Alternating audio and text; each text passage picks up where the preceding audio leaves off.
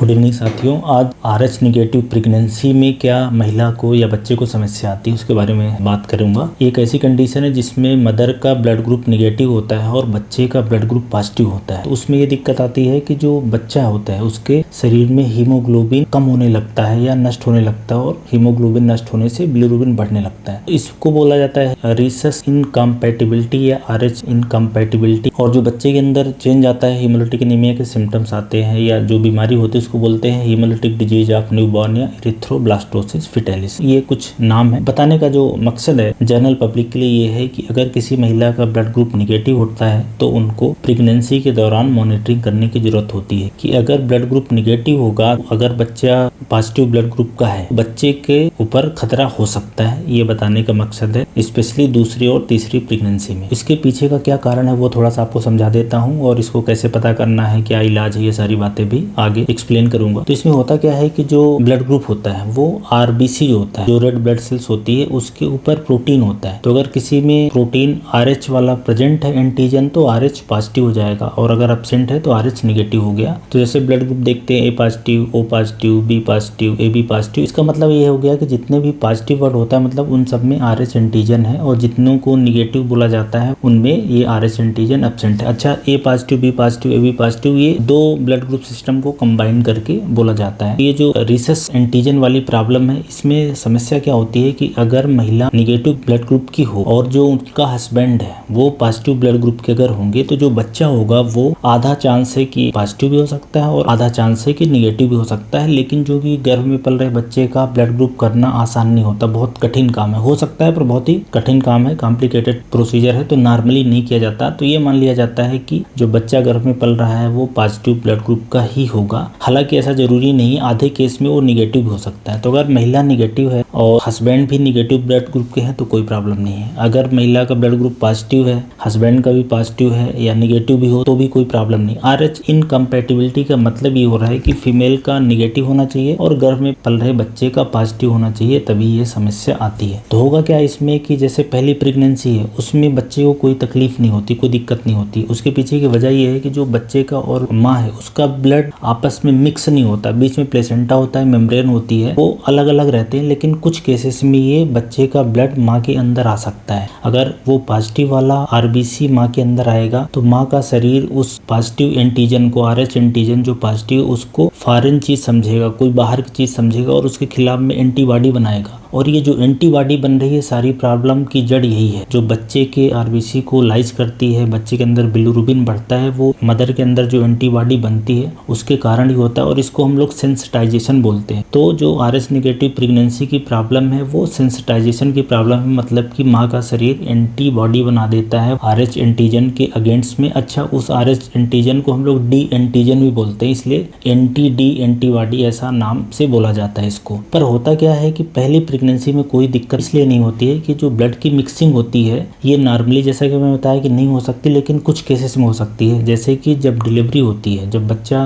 का जन्म होता है, पहली प्रेगनेंसी में होगा तो जो प्लेसेंटा को निकाला जाता है, सेपरेट किया जाता है आंवल को, तो उस समय मिक्सअप हो सकता है। तो उस समय सेंसिटाइजेशन हो सकता है, या तो एक्टोपिक प्रेगनेंसी हुई हो उस कंडीशन में हो सकता है, या एबॉर्शन हुआ हो उस कंडीशन में हो सकता है, या किसी महिला को जिनका ब्लड ग्रुप निगेटिव हो उनको पॉजिटिव ब्लड ग्रुप चढ़ा दिया गया। तो ऐसे 3-4 कंडीशन है जिसमें सेंसिटाइजेशन हो सकता है। तो ऐसी कोई भी कंडीशन जिसमें सेंसिटाइजेशन हो सकती है उसमें फिर ये एंटी-D का एक इम्यूनोग्लोबिन होता है, उसका इंजेक्शन दिया जाता है, इंट्रामस्कुलर मसल के अंदर दिया जाता है। यही एक बचाव का तरीका होता है कि ये एंटी-D का इंजेक्शन दिया जाए। इसको थोड़ा डिटेल में आगे भी मैं बताऊंगा आपको। पहली प्रेगनेंसी में क्या होता है कि नॉर्मली ये मिक्सअप होता नहीं, तो पहली प्रेगनेंसी में बच्चे को कोई भी समस्या नहीं आती है और डिलीवरी के बाद ये एंटी-D का इंजेक्शन पहली प्रेगनेंसी में लगा दिया जाता है। अब ये जो इंजेक्शन होता है, ये लगाने का जो पर्पज होता है एंटी-D बेसिकली कि जो सेंसिटाइजेशन की प्रोसेस है वो ना होने पाए। तो होता क्या है कि अगर RBC जो बच्चे के अंदर है, गर्भ में पल रहा है, अगर उसका RBC माँ के शरीर में आएगा और माँ को एंटी-D का इंजेक्शन दे दिया जाएगा तो ये एंटी-D एंटीबॉडी क्या करते ही जो बच्चे का RBC है उसको मार देगी, खत्म कर देगी। तो महिला के शरीर का, मदर के शरीर का जो इम्यून सेल्स है वो एंटीबॉडी नहीं बनाएगा। ये पूरा इसके पीछे का साइंस होता है। लेकिन अगर ये सेंसिटाइजेशन हो जाए पहली प्रेगनेंसी में, उसको एंटी-डी न दिया जाए तो जो दूसरी प्रेगनेंसी होगी या तीसरी होगी उसमें फिर क्या होगा कि थोड़ा सा भी बच्चे का आरबीसी आएगा तो मदर का शरीर बहुत सारा एंटीबॉडी बना देगा और वो एंटीबॉडी बच्चे के अंदर जाके और उसके आरबीसी को मार सकती है। ध्यान रखने वाली बात यह भी है कि अगर मान लो मदर का ब्लड ग्रुप निगेटिव है लेकिन दूसरी प्रेगनेंसी या तीसरी प्रेगनेंसी में अगर बच्चा पॉजिटिव ग्रुप का हुआ तभी ये दिक्कत आएगी। अगर नहीं हुआ, वो भी निगेटिव ग्रुप का हो गया तो फिर कोई भी प्रॉब्लम नहीं आने वाली है। एक रफ आपको आइडिया दूं कि जैसे इंडिया की बात करें तो अगर 100 महिलाएं हैं तो उसमें से 10 महिलाओं का ब्लड ग्रुप निगेटिव रहेगा। मतलब ये RH निगेटिव प्रेगनेंसी वाली प्रॉब्लम, ब्लड ग्रुप वाली प्रॉब्लम ये 100 में 10 महिलाओं के साथ होगी। 90 का तो पॉजिटिव रहेगा तो उनको कोई प्रॉब्लम नहीं।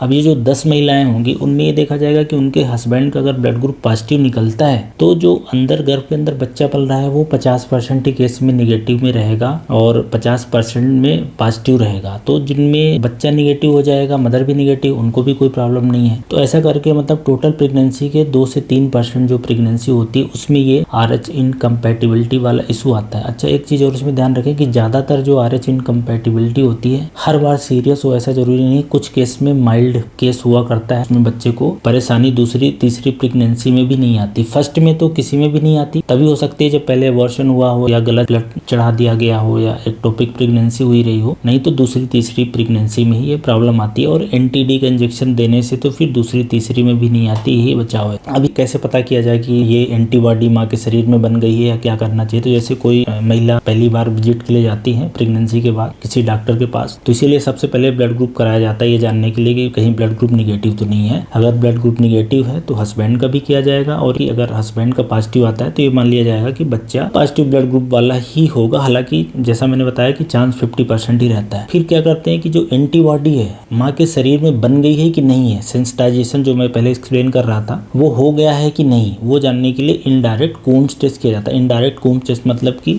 माँ के शरीर के अंदर एंटीबॉडी पहले से तो नहीं बन गई है। अगर एंटीबॉडी नहीं बनी है, एब्सेंट है, तो जो एंटी-डी का इंजेक्शन है वो दे दिया जाता है। कब दिया जाता है? ये 28 वीक पे दिया जाता है, 28 वीक्स पे। डोज वगैरह फिक्स रहती है, मोस्टली 300 माइक्रोग्राम ऐसा कुछ दिया जाता है, वो दे दिया जाता है। लेकिन अगर एंटीबॉडी बन चुकी है माँ को, तब ये जो एंटी-डी का इंजेक्शन है वो देने का फिर मतलब नहीं, क्योंकि मदर के अंदर सेंसिटाइजेशन ऑलरेडी हो चुका है। उस केस में फिर दूसरी स्टेप की जाती है कि बच्चे को कैसे उसका रख रखाव किया जाए। उस केस में मदर के अंदर जो एंटीबॉडी उसके टाइटर को देखना कि एंटी-डी का टाइटर क्या है, अभी जितना है, फिर 1 महीने बाद दोबारा से करना है, बढ़ रहा है कि कितना बढ़ रहा है, कि स्टेबल है, क्या स्पीड है, इस हिसाब से उसको मॉनिटरिंग किया जाता है। और गर्भ के अंदर जो बच्चा पल रहा है उसके हीमोग्लोबिन की जांच और बिलिरुबिन की जांच, तो इसके लिए जो मिडिल सेरेब्रल आर्टरी होती है बच्चे की, उसको कलर डॉपलर से उसके हीमोग्लोबिन को अंदाजा लगाया जा सकता है या जांच करा जा सकता है और उस हिसाब से प्लानिंग होती है। अगर एंटीबॉडी का टाइटर माँ के अंदर बढ़ नहीं रहा है ज्यादा या बच्चे के अंदर खून नहीं कम हो रहा है तो डिलीवरी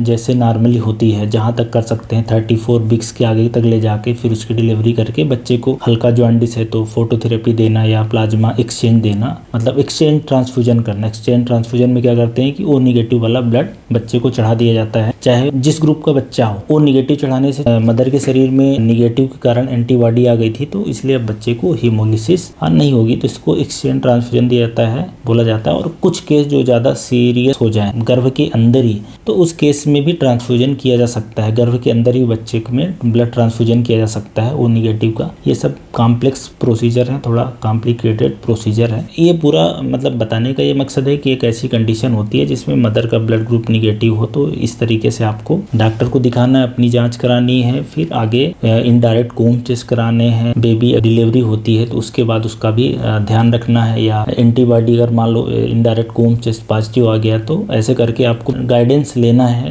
डॉक्टर की सलाह लेनी है और इसका इलाज है। अगर सेंसिटाइजेशन नहीं हुआ है तो अच्छी बात है, एंटी-डी का इंजेक्शन लेना है। अच्छा, इसलिए हमेशा आप ध्यान देंगे कि जब भी एक्टोपिक प्रेगनेंसी हो या डिलीवरी हुई हो फुल टर्म या एबॉर्शन हुआ हो, इन सब केसेस में जो निगेटिव ग्रुप की महिलाएं होती हैं उन सबको एंटी-डी का इंजेक्शन तुरंत लेना रहता है। तुरंत डिलीवरी हुई उसके विदिन 72 आवर, 3 दिन के अंदर, 24 घंटे के अंदर ले लें तो और ही अच्छा है। और अगर सेकंड या थर्ड प्रेगनेंसी है तो 2 बार इंजेक्शन देते हैं, इससे क्या है बचाव हो जाएगा। और अगर एंटीबॉडी मदर के अंदर बन गई है तो उसके बाद फिर बच्चे पे पूरा फोकस चला जाता है कि उसकी निगरानी करना है कि उसका खून ना खराब होने पाए और उसमें जॉन्डिस ना बढ़ने पाए। तो ये RH निगेटिव प्रेगनेंसी और उससे होने वाले जो भी कॉम्प्लिकेशन होते हैं या क्यों हो जाते हैं उससे संबंधित इंपॉर्टेंट बातें हैं। Thank you.